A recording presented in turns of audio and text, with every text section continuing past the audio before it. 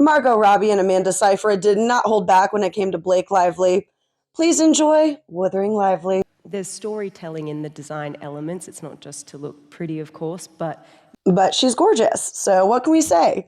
Now, I think it's hilarious that Blake Lively thought that she was going to have her Barbie moment when it came to It Ends With Us. And I think word got back to Margot Robbie of, hey, she thinks that she's going to be you. She's trying to take over and be the next Barbie. There's a whole thought process that goes into this. She's not just picking out a cute outfit and looking good. And on top of it, when she answers questions, there's a lot more depth to it. It's not using the same words of authorship, multifaceted. Credit to Alison Oliver. Alison Oliver, yeah. Who is also excellent in the film. And played Jacob's sister in Seyfried. Venetia, yeah. Yes. Yeah, in Seyfried. But she's not here now, so we're not going to talk about her. I can tell you one thing, she's not in the basement. Blake. It's the subtle digs for me that I'm living for. It's one of those, if you know what they're talking about. But if you don't know, it's just going to go right over your head, and that's fine.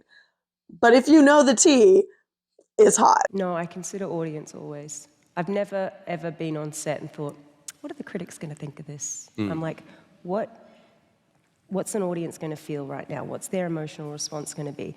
I just believe you should make movies for the people who are buying the tickets to see the movies. Yeah. It's kind of as simple as that. But see, that's the difference between Margot Robbie and Blake Lively. While Blake was focused on getting a PGA mark, her first Oscar, an Emmy, Margot Robbie says, I don't think about that. That's not on my mind. I give the audience what the audience wants. I'm trying to make them happy. We're focused on that. We're focused on giving the audience a good experience. Blake Lively, on the other hand, is focused on herself, or reaching out to her friend and her friend Taylor saying, forget it. The fans don't know what they want until you give it to them. You gave it to us. We saw a little sneak peek. We didn't like it. And instead of fixing it, you went, I'm going to double down. And you know what? Better yet, it's your fault you don't like it. Smear campaign.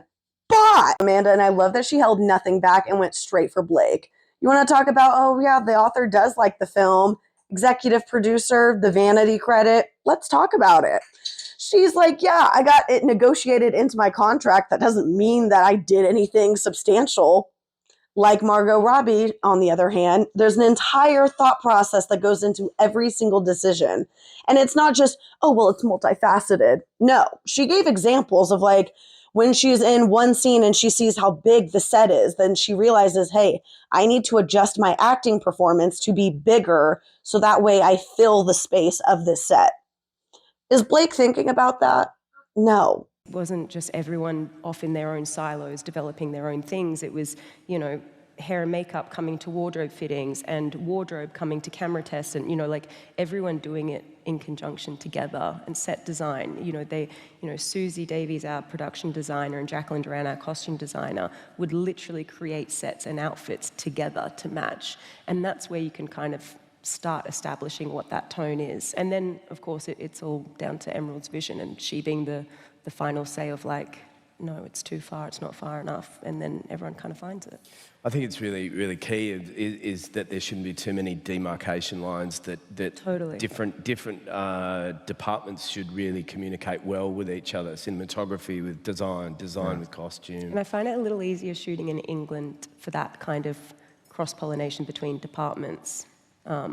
Just because the rules are different, I feel like everyone kind of cross-pollinates a little easier, and it's ultimately better for the film. You hear that, Blake? You need to work well with others. We've had the company for 11 years, so we've had an amazing time. Our second film we produced, but the first one out, was I, Tonya, so that really catapulted things off in a really nice way. Since then, we've done, Barbie was obviously a huge success for the company. Mm-hmm.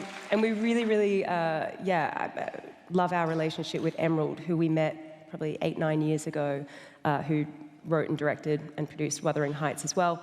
We did Promise a Young Woman with her, then we did Saltburn with her, and now Wuthering Heights is her third film. So that's kind of a special relationship in that it's the ideal way to do it, to find a filmmaker you really believe in and then grow with them and be there with every step of their career and build it together. That's kind of like the ideal plan. But it extends beyond just that. I mean, like the most of the crew that we shot Wuthering Heights with was the exact same crew that we shot Saltburn with. And so, yeah, it's that thing in the industry when you find great collaborators and you get a team, and then, you know, often great filmmakers do kind of find their tribe and then keep moving along together. She's at her company for 11 years and almost the exact same team from top to bottom. That's incredible.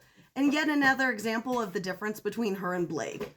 Blake is just throwing her name on stuff and saying, hey, hope it sticks because my name's on it, so it must sell.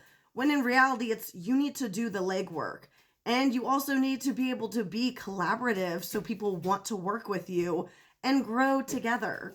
That's the difference. Definitely. As long as she wants to keep working with us, we'd follow her anywhere. What do you guys think of all of this? And what was your favorite part? As always, this is all alleged, so take it with a grain of salt and follow me for more.